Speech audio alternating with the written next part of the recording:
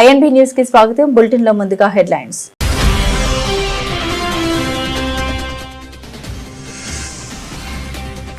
గాజాలో Israel చేపట్టిన పనిని పూర్తి చేయాల్సిందే. ఐక్యరాజ్య సమితిలో స్పష్టం చేసిన ఆ దేశ ప్రధాని నెతన్యాహు.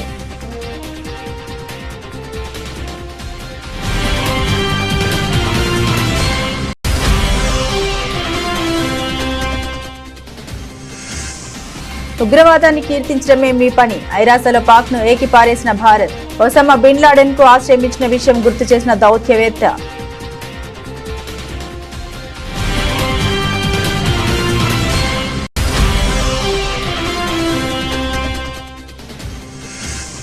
మదర్సాల అమానుషం. టాయిలెట్ 40 మంది బాలికల బందీ. తనిఖీల్లో బయటపడ్డ దారుణం. ఉత్తరప్రదేశ్లోని బహ్రెచ్ జిల్లాలో వెలుగు చూసిన ఘటన.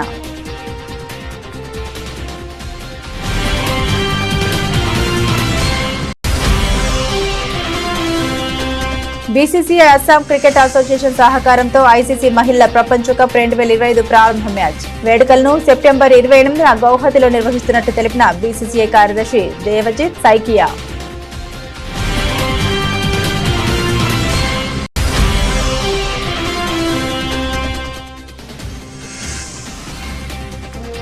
తెలంగాణ రాష్ట్ర నూతన డీజీపీగా శివధర్ రెడ్డి నియామకం. సీఎం రేవంత్ రెడ్డి చేతుల మీదుగా అపాయింట్మెంట్ ఆర్డర్ అందుకున్న శివధర్ రెడ్డి.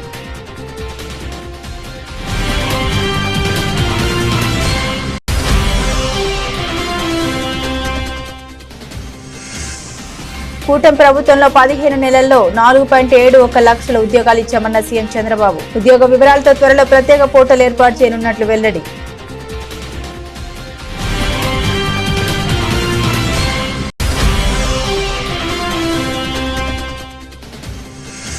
జూబ్లీహిల్స్ ఉప ఎన్నికపై మాజీ మంత్రులతో బీఆర్ఎస్ అధినేత కేసీఆర్ సమావేశం. అభ్యర్థిత్వం ఖరారుపై పార్టీ సీనియర్ నేతలతో చర్చించిన కేసీఆర్.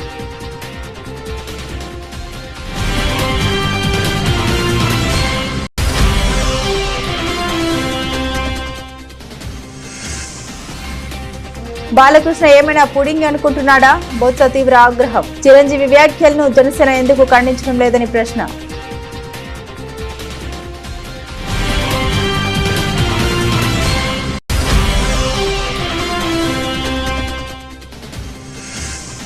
సీఎం వేధించడంతోనే మెట్రో నుండి ఎల్ఐఎన్టీ తప్పుకుంది. రేవంత్ రెడ్డిపై తీవ్ర ఆరోపణ చేసిన బీఆర్ఎస్ వర్కింగ్ ప్రెసిడెంట్ కేటీఆర్.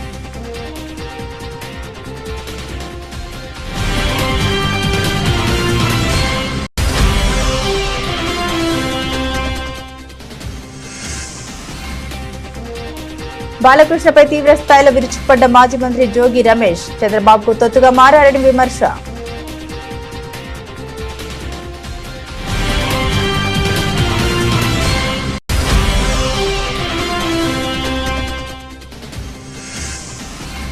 అధికార మతం తలకెక్కిన బాలకృష్ణ బహిరంగ క్షమాపణ చెప్పాలి. Mega fans demand. క్షమాపణ చెప్పకపోతే తీవ్ర నిరసన తప్పవని హెచ్చరిక.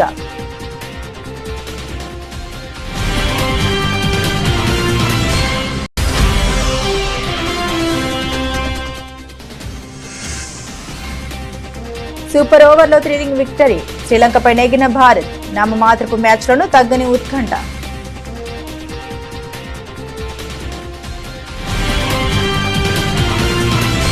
హమాస్ కు వ్యతిరేకంగా గాజాలో ఇజ్రాయెల్ చేపట్టిన పనిని పూర్తి చేయాల్సిందేనని ఆ దేశ ప్రధాని నెతన్యాహు స్పష్టం చేశారు.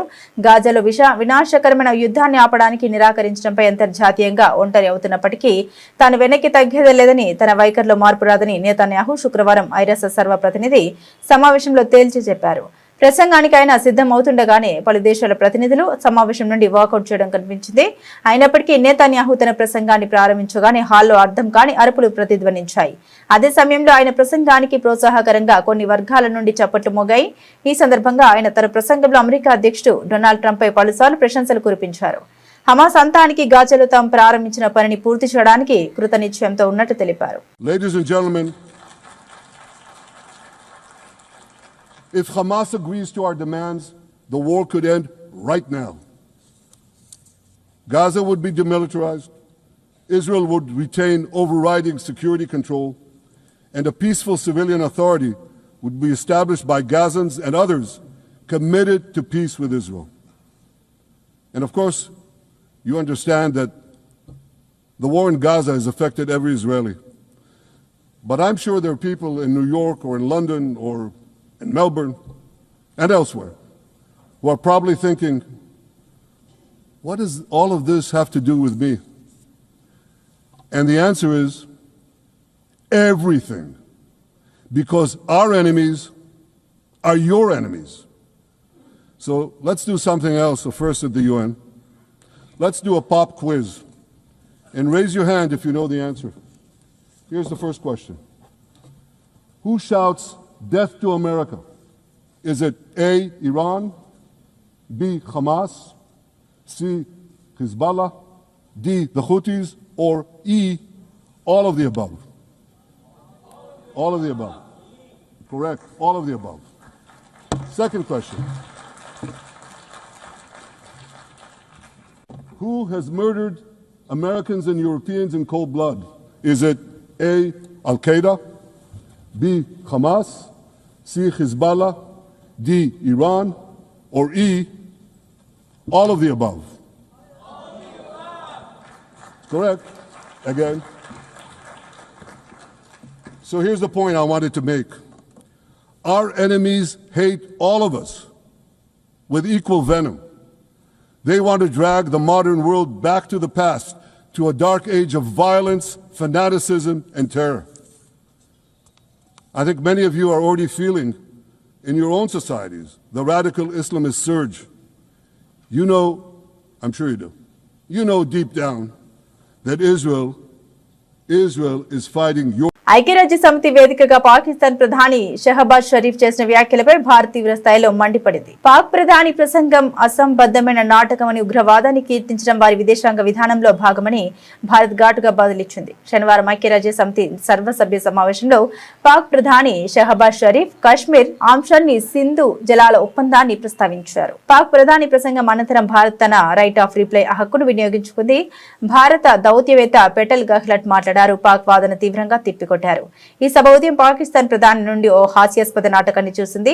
వారి విదేశాంగ విధానంలో కీలకమైన ఉగ్రవాదాన్ని ఆయన మరోసారి కీర్తించారు. కానీ ఎన్ని నాటకాలు ఆడినా, ఎన్ని అబద్ధాలు చెప్పినా నిజాల్ని దాచలేరని ఆమె స్పష్టం చేశారు. Can there be any doubt about the proclivities of this regime?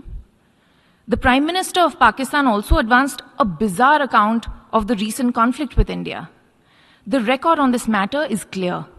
Till 9th May, Pakistan was threatening more attacks on India.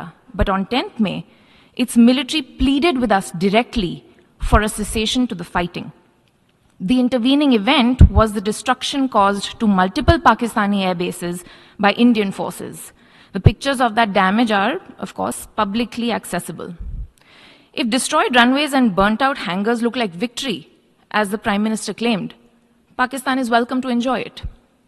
The truth is that, as in the past, Pakistan is responsible for a terrorist attack on innocent civilians in India.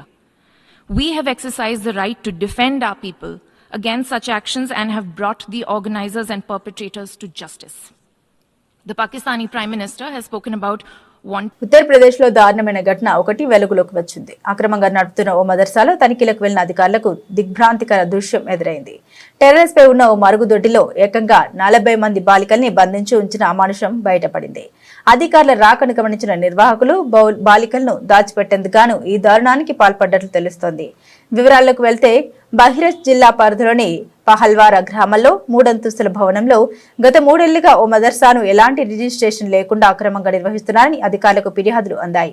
ఈ నేపథ్యంలో Payapur sub divisional magistrate SDM Ashwini Kumar Pandey నేతృత్వంలోని బృందం ఆకస్మిక తనిఖీ చేపట్టింది. తనిఖీ కోసం భవనంలోకి ప్రవేశించిన అధికారులను నిర్వాహకులు అడ్డుకునే ప్రయత్నం చేశారు.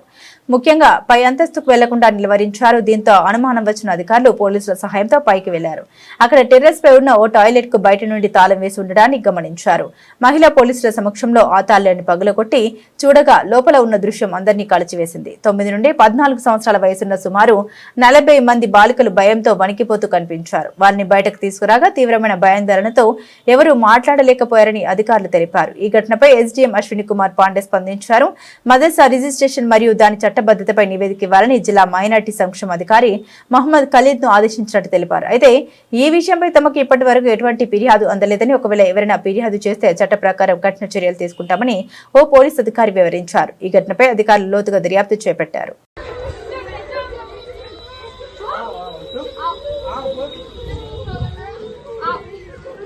इसको खोलो, देखो करते खुलवा खुलवा देखो ये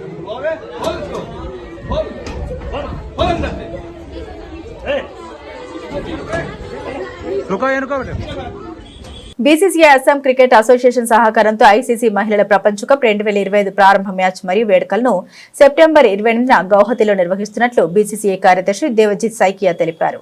శ్రీలంక ఆతిథ్య భారత్తో తలపడనుందని వెల్లడించారు. BCCI in association with Assam Cricket Association is hosting the opening match and opening ceremony of the ensuing ICC Women's World Cup 2025 at Guwahati on 30th of September. On the opening day, Sri Lanka is playing against host India in the first match, and in the match it will be also associated with a opening ceremony. Although it was initially planned to have it in a grand way, but because of the sudden demise of the singing legend of Assam and Northeast India, very popular singer amongst all the youth generations of our country, Jubin Garg, who tragically passed away on 19th of September at Singapore. So there won't be any just carnival-like atmosphere in the match. But however, in a befitting manner, Assam Cricket Association, in association with BCCI and the cricketing fraternity, is going to offer tribute to the great singer Jubin during the opening act of the tournament. So there will be a 40 minutes musical tribute by famous singer Papon Angarag Mohanto, as well as Joy Borua, Shreya Ghoshal, as well as another very popular band of the Northeast, the Shillong Choir Band. So they will be performing musical performances on behalf of their own respective groups, but they will dedicate all their numbers in memory and as a homage to Jubin Garg. So we request all the people of the city as well as Assam and Northeast to come to this grand occasion of opening of the ICC Women's World Cup. For the first time, this whole region, including Guwahati, is hosting a World Cup match, and therefore bringing this region to the map of World Cup arena of the whole international cricket. So I hope during this event, Telangana రాష్ట్ర నూతన డీజీపీగా శివధర్ రెడ్డి నియమితులయ్యారు. ప్రస్తుతం intelligence chief గా విధులు నిర్వర్తిస్తున్న శివధర్ రెడ్డిని డీజీపీగా నియమిస్తూ తెలంగాణ ప్రభుత్వం ఉత్తర్వులు జారీ చేసింది. ముఖ్యమంత్రి రేవంత్ రెడ్డి ఆయనకు నియామక పత్రాన్ని అందించారు. ఆయన అక్టోబర్ 1వ తేదీన బాధ్యతలు స్వీకరించనున్నారు. హైదరాబాద్ లో జన్మించిన శివధర్ రెడ్డి రంగారెడ్డి జిల్లా ఇబ్రహీంపట్నం మండలం తులే కలాన్ గ్రామానికి చెందినవారు. ప్రాథమిక విద్య నుండి ఉన్నత విద్య వరకు హైదరాబాద్ లోనే అభ్యసించారు. ఉస్మానియా విశ్వవిద్యాలయం నుండి ఎల్ఎల్బి పూర్తి చేసి కొంతకాలం న్యాయవాదిగా ప్రాక్టీస్ చేశారు. అనంతరం సివిల్ సర్వీసెస్ పరీక్షల్లో ఉత్తీర్ణులయ్యారు. 1994లో ఆయన ఐపీఎస్ సర్వీస్ లో చేరారు. ఉమ్మడి ఆంధ్రప్రదేశ్ లో ఏపీఎస్పీగా 4 జిల్లాల్లో పనిచేశారు. 2014-2016 మధ్య తెలంగాణ రాష్ట్రానికి మొదటి ఇంటెలిజెన్స్ చీఫ్ గా బాధ్యతలు నిర్వర్తిస్తున్నారు. 2016లో నయీం ఎన్కౌంటర్ ఆపరేషన్ ఆయన హయాంలోనే జరిగినట్టు తెలుస్తోంది. ఐక్యరాజ్య సమితి శాంతి పరిరక్షణ దళంలో భాగంగా యునైటెడ్ నేషన్స్ మిషన్ ఇన్ కోసావాలో కూడా శివధర్ రెడ్డి పనిచేశారు. ఉమ్మడి ఆంధ్రప్రదేశ్ లో ఏసీబీ అడిషనల్ డైరెక్టర్ గా సేవలందించారు.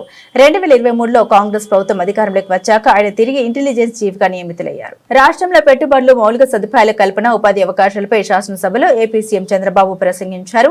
కూటమి ప్రభుత్వం అధికారంలోకి వచ్చిన కేవలం 15 నెలల కాలంలోనే రాష్ట్రంలోని వివిధ రంగాల్లో మొత్తం 4,71,574 మందికి ఉద్యోగాలు కల్పించినట్లు వివరించారు. మెగా డిఎస్సీ ద్వారా 15,941 మంది ఉపాధ్యాయుల్ని, ప్రభుత్వంలోని ఇతర శాఖల్లో 9,093 మందిని, పోలీసు విభాగంలో 6,100 మందిని నియమించినట్టు తెలిపారు. వీరితో పాటు స్కిల్ డెవలప్మెంట్, జాబ్ మేళాల ద్వారా 92,149 మందికి వర్క్ ఫ్రం హోం అవకాశాల ద్వారా మరో 5,500 మందికి ఉపాధి లభించిందన్నారు. దీనివల్ల అధ్యక్ష ఏంటి లాభం అని మీరు ఆలోచిస్తే గర్వంగా చెప్పగలుగుతున్నా. ఈరోజు మీరు చూస్తే ఎస్ఐపిబి జూన్ 2024 ఆన్బోర్డ్స్ మనం పెట్టిన తర్వాత 10 పెట్టాం. 14-19లో మొత్తం కలిసి 17, వాళ్ళు 24 వరకు పెట్టిన 13 అయితే కిందన డీటెయిల్స్ అన్ని ఇచ్చాం. I&C డిపార్ట్మెంట్ ప్రపోజల్స్ 47 వచ్చాయి, అదర్ ప్రపోజల్స్ 80 వచ్చాయి. Committed investment as on today ground చేసినటివి 6,23,002 కోట్ల రూపాయల దిశ. కమిటెడ్ ఎంప్లాయ్మెంట్ దీనివల్ల 6,29,438.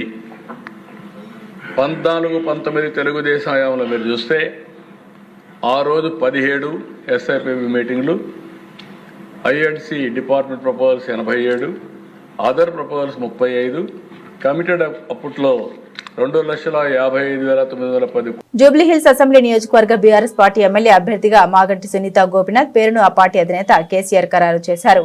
సిట్టింగ్ ఎమ్మెల్యే మాగంటి గోపీనాథ్ అకాల మరణం కారణంగా జూబ్లీహిల్స్ నియోజకవర్గానికి త్వరలో ఉప ఎన్నిక జరగనుంది. ఈ నేపథ్యంలో పార్టీ అభ్యర్థిని ఖరారు చేసేందుకు KCR, BRS party working president KTR, మాజీ మంత్రులు హరీష్ రావు, సవిత ఇంద్రారెడ్డి, మహమ్మద్ అలీ, పద్మారావు గౌడ్ తదితర నేతలతో ప్రత్యేకంగా సమావేశమయ్యారు.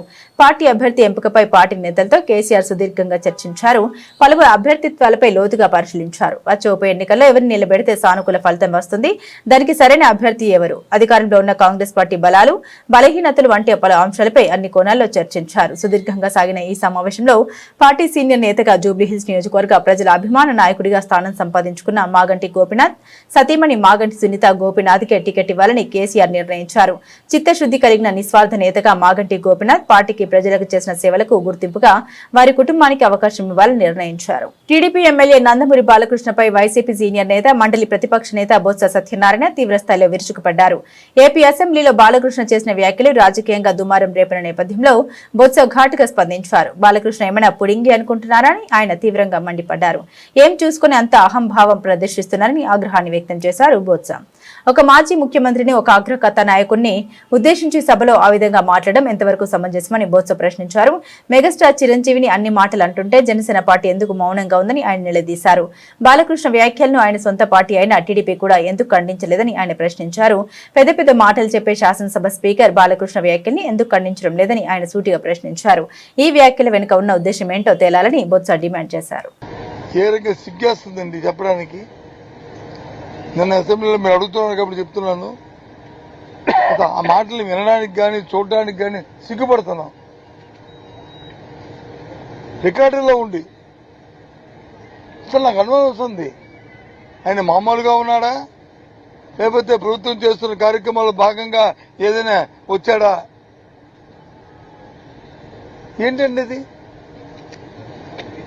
ఆ మాటలు ఒక పక్క వచ్చి మాజీ ముఖ్యమంత్రిని పట్టుకుని సైకోలను మాట్లాడుతున్నాడు, ఒక పక్క వచ్చి మన చిరంజీవి గారిని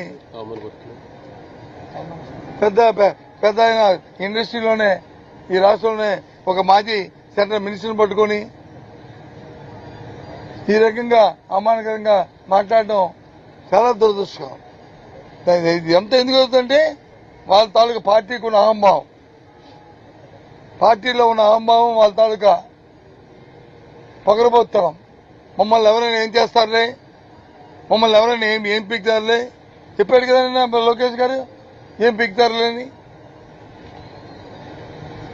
ఇది చాలా తప్పు. ఇలాంటి భాషలు కానీ ఇలాంటి మాటలు కానీ ఇక మాట్లాడడం చాలా తీవ్రంగా ఖండిస్తున్నాం. దాని మీద చర్య తీసుకోవాలి, దాని మీద వివరణ ఇవ్వాలి ప్రభుత్వం. ఎవరి గౌరవానికి కూడా భంగం కలగకూడదు. సభ అంటే సభలో ఉన్నతమైన వ్యక్తుల గురించి ఇంకో మాట మంచి మాట చెప్పి మరి సమాజానికి వచ్చి ఒక మంచి ఇవ్వాలి. హైదరాబాద్ మెట్రో నుండి ప్రపంచ ప్రఖ్యాత నిర్మాణ సంస్థ ఎల్ఐటి గెంటివేత వెనుక 280 ఎకరాల భారీ భూ కుంభకోణం దాగి ఉందని బీఆర్ఎస్ వర్కింగ్ ప్రెసిడెంట్ కె తారక రామారావు ఆరోపించారు. మెట్రోకు కేటాయించిన భూములు మాల్స్ పై సీఎం రేవంత్ రెడ్డి ఆయన అనుచరుల కన్నుపడిందని, వాటిని కాజేయడానికి ఎల్ఐటి సంస్థను కక్షగట్టి వేధించి తప్పుకునేలా చేశారని విమర్శించారు. ప్రభుత్వం తీసుకున్న ఈ బాధ్యత రాహిత్య అనాలోచిత చర్యలతో రాష్ట్ర ప్రజలపై ఒకరోజే ఏకంగా 15,000 కోట్ల అప్పుల భారం పడిందని ఆవేదన చెందారు. రేవంత్ రెడ్డి ఏం చేసినా దాని వెనుక ఒక శామ్ ఉంటుందని ఆరోపించారు. ఈ నిర్ణయంలో పారదర్శకత లేదని, కనీసం కేబినెట్ సబ్ కమిటీ కూడా వేయలేదని, కేబినెట్ లో చర్చించలేదని తెలిపారు. దీనిపై కేంద్ర ప్రభుత్వం విచారణకు ఆదేశించాలని డిమాండ్ చేశారు. తాము 20,000 కోట్ల ఆస్తిని సృష్టించి చేతిలో పెడితే సీఎం రేవంత్ రెడ్డి 15,000 కోట్ల అప్పును ప్రజలపై రుద్దడాన్ని చూస్తూ ఊరుకోబొమ్మని హెచ్చరించారు కేటీఆర్. కరోనా కష్టకాలం ఎదుర్కొన్నది, నష్టాలు వస్తే ఎదుర్కొన్నది. రాష్ట్ర విభజన తర్వాత ఏదో రైడర్షిప్ తగ్గుతుందనే అపోహలను తట్టుకొని నిలబడ్డది. ఇన్నిటి తర్వాత ఇలా సంస్థ వెళ్ళిపోయే పరిస్థితి వచ్చింది. హైదరాబాద్ ఉజ్వలంగా, ఒకవైపు మీరే చెప్తున్నారు కదా తెలంగాణ రైజింగ్ అని, మరి అంత రైజింగ్ అంటే ఎందుకు పారిపోయే పరిస్థితి వచ్చింది ఎల్ఎన్టీ చెప్పాలని చెప్పి నేను ముఖ్యమంత్రిని కోరుతున్నాను. అట్లాగే ఇంకొక మాట కూడా, ఇది ఇట్లా ఇంత పెద్ద సంస్థ అర్ధాంతరంగా తెలంగాణ నుంచి నిష్క్రమించడం అంటే ఇది ఒక హైదరాబాద్కి మాత్రమే కాదు, మొత్తం తెలంగాణ రాష్ట్రానికి, పెట్టుబడుల స్వర్గధామంగా ఉన్న తెలంగాణ రాష్ట్రానికి ఇది ఒక మాయని మచ్చగా మేము భావిస్తూ ఉన్నాం. సాధారణంగా ఎక్కడైనా ఒక పరిశ్రమ పెడితే అక్కడ లోకల్ కొంతమంది ఉంటారు, నాయకులు, గూండాలు, చిన్నోళ్ళు, ఆకు రౌడీలు, వాళ్ళు బెదిరిస్తుంటారు, ఏయ్ మా దగ్గర పెడతావా అట్లా ఇట్లా అని. తెలంగాణలో ఇప్పుడు ఎట్లయిపోయిందంటే స్వయంగా ముఖ్యమంత్రి బెదిరించే కాడికి వచ్చింది. గలీజ్ అంటే పరిస్థితి. డైరెక్ట్గా నిస్సిగ్గుగా, మళ్ళీ ఏం భయం కూడా లేదు, సిగ్గుపడు కూడా లేదు, నిస్సిగ్గుగా ఎల్ఎన్టీ సిఎఫ్ఓని తీసుకుపోయి జైలు వేయమని చెప్పిన నేను. శంకర్ రామన్ అనే ఒక సిఎఫ్ఓ గారు ఎల్ఎన్టీ ఏమన్నాడు ఆయన? పాపం ఫ్రీ బస్సు పెట్టినరు, కానీ మాకొచ్చే నష్టాల గురించి ఆలోచన చేయలేదు. మాది పీపీపీలో ఉన్నది. పీపీపీ అంటే పబ్లిక్ ప్రైవేట్ పార్ట్నర్షిప్. మేము పెట్టుబడి పెట్టినాం ఇలా, మరి హైదరాబాద్లో ఫ్రీ బస్సు పెడితే మాకు కొంత నష్టం వస్తుంది కదా, మరి మమ్మల్ని కూడా చూసుకోవాలి కదా అన్నట్టు ఏదో అన్నాడు ఆయన. ఏమైనా జైలు వేయండి, వాడిని జైలు వేయండి అంటే ఏది నువ్వేమన్నా నియంతవా, నువ్వు ఇడీ అమీన్వా, లేకపోతే నువ్వేమన్నా ఆయన నార్త్ కొరియాలో ఉంటాడు ఒక ఆయన పొట్టి ఆయన పేరుందా కిమ్ గాయనవా, ఎవరు బై నువ్వు అసలు? ఎవరు పడితే వాళ్ళని జైలు వేస్తావా నువ్వు? గింత అన్యాయం, ఇంత అరాచకం ఎట్లా కనబడుతుంది నీకు అర్థం కాదు. అంతంత పెద్ద పెద్ద సంస్థలు ఊకుంటాయి అనుకుంటున్నావా? వాళ్ళకేం వేరే మార్గాలు లేవా? అంటే నీ ఇష్టం ఉన్నట్టు మాట్లాడతా, నీ అహంకారపూరితంగా ఎవరిని పడితే వాళ్ళని జైలు వేస్తా, ఇంత అన్యాయమా? ఇంకొక దారుణమైన మాట ఏంటంటే, నేను చేసిన పథకాన్ని తప్పు పడతావా గంతోళ్ళ మీరు అన్నట్టు జైలు వేస్తా అంటే మీ తప్పులు ఎత్తి చూపుతీగా జైలు వేసేస్తారా మీరు? ఇంత అరాచకమా? సమస్యను సామరస్యంగా ముఖ్యమంత్రి అంటే ఆయన పరిష్కరించాలి. వార్నింగ్లు ఇచ్చుడు, డాగేసుడు, కచ్చా డాగులేసుడు, ఉంటావా పోతావా అని ఇంకా బెదిరించండి. ఇంకో పేపర్లో చూపెడతానండి మీకు కావాలంటే. ఓ స్పీచ్లో చెప్తున్నాడు ముఖ్యమంత్రి, ఎల్ఎన్టీకి కేసీఆర్ అంటే కేటీఆర్ అంటే ఇష్టం ఉండొచ్చు, కానీ ఇప్పుడు ముఖ్యమంత్రి రేవంత్ రెడ్డి యాద పెట్టుకోండి అంటే ఇక ఓపెన్ దాదాగిరి. వాళ్ళేమైనా మా చుట్టాలా, వాళ్ళకేమైనా మాకు వ్యాపార భాగస్వామ్యం ఉందా? ఎల్ఎన్టీకి నేను కేసీఆర్ గారు ఎందుకు ఇష్టం ఉంటామండి? నాకు అర్థం కాదు. ఆయన తిక్కలోడు కానీ. బాలకృష్ణ అసలు ఎన్టీఆర్ వారసుడే కాదని, ఆయన నారా వారి వారసుడని మాజీ మంత్రి వైసీపీ నేత జోగి రమేష్ తీవ్ర వ్యాఖ్యలు చేశారు. అసెంబ్లీ వేదికగా మాజీ ముఖ్యమంత్రి జగన్ పై బాలకృష్ణ, కామినేని శ్రీనివాస్ చేసిన విమర్శలపై వైసీపీ నేతలు ఘాటుగా స్పందించారు. గుంటూరు జిల్లా జైల్లో ఉన్న సోషల్ మీడియా కార్యకర్త తారక్ ప్రతాప్ రెడ్డిని పరామర్శించిన అనంతరం జోగి రమేష్ మీడియాతో మాట్లాడుతూ ఈ వ్యాఖ్యలు చేశారు. పవిత్ర దేవాలయం లాంటి అసెంబ్లీలోకి మ్యాన్షన్ హౌస్ తీసుకురావచ్చా అని ప్రశ్నించిన జోగి రమేష్ బాలకృష్ణ తీరుపై మండిపడ్డారు. బాలకృష్ణ నిజంగా నందమూరి వారసుడైతే ఎన్టీఆర్ స్థాపించిన తెలుగుదేశం పార్టీకి అధ్యక్షుడిగా ఉండాలని సవాల్ విసిరారు. చంద్రబాబు ఆ పార్టీకి అధ్యక్షుడు కాబట్టి బాలకృష్ణ ఎన్టీఆర్ వారసుడు కాదని, ఎప్పుడో చంద్రబాబుకు తొత్తుగా మారిపోయారని ఆయన విమర్శించారు. మ్యాన్షన్ హౌస్ తీసుకొని రావచ్చా? తప్పు కదా. శాడిస్టులందరూ కూడా ఒక చోట చేరారు. శాడిస్టులందరూ కూడా ఒక చోట చేరి ఆ అసెంబ్లీని, దేవాలయం లాంటి అసెంబ్లీని భ్రష్టు పట్టిస్తున్న పరిస్థితులు. నిజంగా బాలకృష్ణ నందమూరి వారసుడా, నారా వారసుడా? నందమూరి వారసుడైతే నందమూరి తారక రామారావు, ఎన్టీ రామారావు గారు పెట్టిన పార్టీ తెలుగుదేశం పార్టీ. తెలుగుదేశం పార్టీకి అధ్యక్షుడవుతాడు. తెలుగుదేశం పార్టీకి అధ్యక్షుడు ఎవరు? నారా చంద్రబాబు నాయుడు. నారా చంద్రబాబు నాయుడు అధ్యక్షుడైతే నందమూరి బాలకృష్ణ ఎన్టీ రామారావు గారికి వారసుడా? వారసుడా? నందమూరి బాలకృష్ణ కాదు, నారా బాలకృష్ణ. నందమూరి బాలకృష్ణ ఎప్పుడూ చంద్రబాబు నాయుడికి సంకనాకాడు, తొత్తుగా మారిపోయాడు, చేరిపోయాడు. కాబట్టి నందమూరి బాలకృష్ణ కాదు, నారా బాలకృష్ణ అని చెప్పేసి ఇక్కడి నుంచి చెప్పాను. బ్రీత్ ఎనాలజీలు పెట్టించు బాసు, బ్రీత్ ఎనాలజీలు పెట్టించాలిగా. అసెంబ్లీకి పెట్ట తప్పదు కదా, తప్పదు కదా. ఇప్పుడు దాకా ఆ పరిస్థితి లేదు, ఇప్పుడు తప్పదు, పెట్టాల్సిందే. ఏం చేస్తాం మరి, మన కర్మ. ఫస్ట్ టైం ఇది, ఇటువంటి వాళ్ళు రావటం, ఇట్లా చాలా దీని గురించి విపులంగా చెప్తాలే. నటుడు హిందూపురం ఎమ్మెల్యే నందమూరి బాలకృష్ణ మెగాస్టార్ చిరంజీవిని ఉద్దేశించి అసెంబ్లీలో చేసిన వ్యాఖ్యలు తీవ్ర వివాదానికి దారితీశాయి. ఈ వ్యాఖ్యలపై అఖిల భారత చిరంజీవి యువత ఆగ్రహం వ్యక్తం చేసింది. బాలకృష్ణ వెంటనే బహిరంగ క్షమాపణ చెప్పాలని డిమాండ్ చేసింది. ఈ మేరకు అఖిల భారత చిరంజీవి యువత వ్యవస్థాపక అధ్యక్షుడు రవణం స్వామినాయుడు స్పందించారు. అసెంబ్లీ సాక్షిగా మెగాస్టార్ చిరంజీవిని ఉద్దేశించి వ్యంగ్యంగా మాట్లాడిన నందమూరి బాలకృష్ణ వెంటనే బహిరంగంగా క్షమాపణ చెప్పాలి. తాను అతీత శక్తిగా భావించుకుంటూ నందమూరి బాలకృష్ణ మెగా కుటుంబంపై విధానంపై గతంలో కూడా అనేక సార్లు అవమానకరంగా మాట్లాడడం జరిగింది.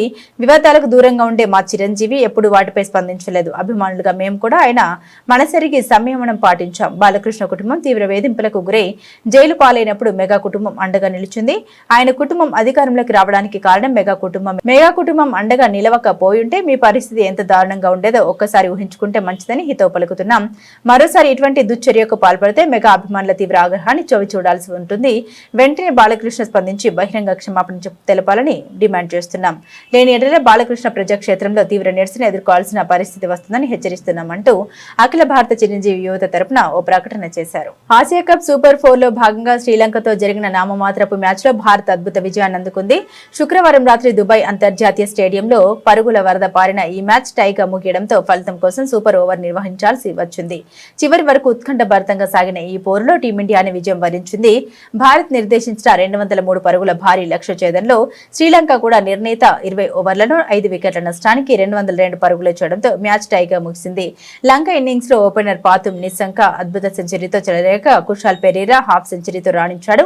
అయితే కీలక సమయంలో వరుణ్ చక్రవర్తి ప్రమాదకరంగా మారుతున్న పెరీరాను అవుట్ చేసి భారత్ కు బ్రేక్ ఇచ్చాడు.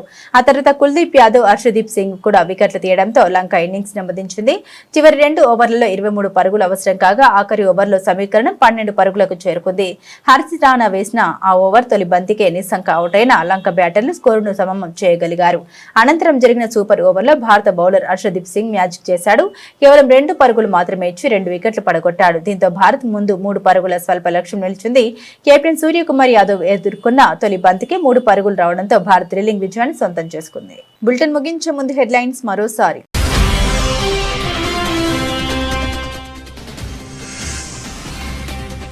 గాజాలో ఇజ్రాయెల్ చేపట్టిన పనిని పూర్తి చేయాల్సిందే ఐక్యరాజ్య సమితిలో స్పష్టం చేసిన ఆ దేశ ప్రధాని నెతన్యాహు.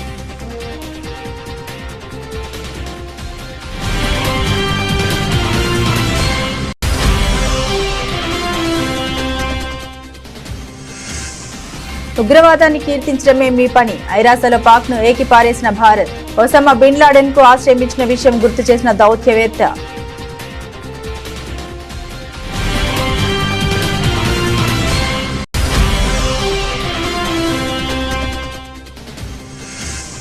మదర్సాల అమానుషం, టాయిలెట్లో 40 మంది బాలికల బందీ, తనిఖీల్లో బయటపడ్డ దారుణం. ఉత్తరప్రదేశ్లోని బహ్రైచ్ జిల్లాలో వెలుగు చూసిన ఘటన.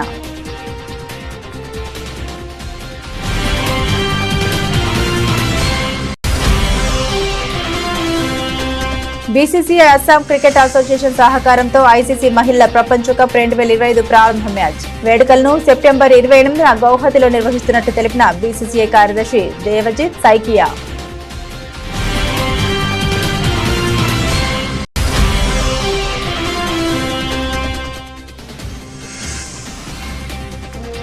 తెలంగాణ రాష్ట్ర నూతన డీజీపీగా శివధర్ రెడ్డి నియామకం. సీఎం రేవంత్ రెడ్డి చేతుల మీదుగా అపాయింట్మెంట్ ఆర్డర్ అందుకున్న శివధర్ రెడ్డి.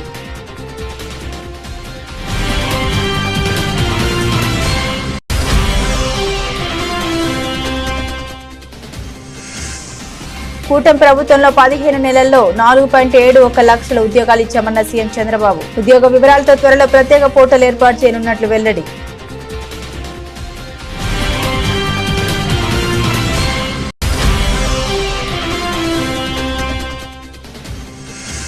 జూబ్లీహిల్స్ ఉప ఎన్నికపై మాజీ మంత్రులతో బీఆర్ఎస్ అధినేత కేసీఆర్ సమావేశం. అభ్యర్థిత్వం ఖరారుపై పార్టీ సీనియర్ నేతలతో చర్చించిన కేసీఆర్.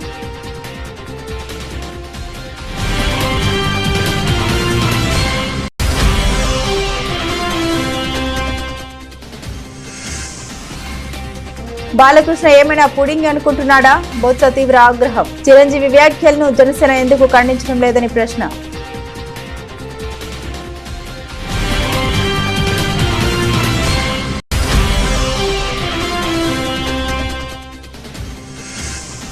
సీఎం వేధించడంతోనే మెట్రో నుండి ఎల్ఐఎన్టీ తప్పుకుంది. రేవంత్ రెడ్డిపై తీవ్ర ఆరోపణ చేసిన బీఆర్ఎస్ వర్కింగ్ ప్రెసిడెంట్ కేటీఆర్.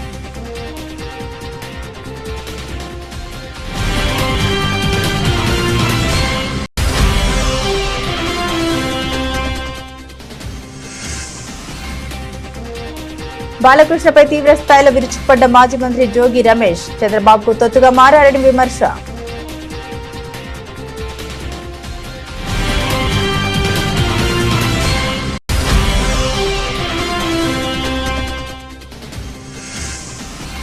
అధికార మతం తలకెక్కిన బాలకృష్ణ బహిరంగ క్షమాపణ చెప్పాలి. Mega fans demand. క్షమాపణ చెప్పకపోతే తీవ్ర నిరసన తప్పవని హెచ్చరిక.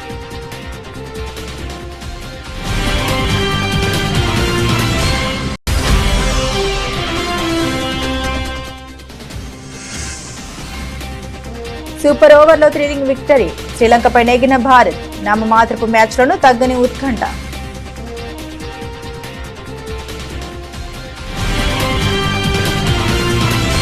ఇవి బులెటిన్లోని విశేషాలు. తిరిగి మరో బులెటిన్తో మళ్ళీ కలుసుకుందాం. అంతవరకు సెలవు. నమస్కారం.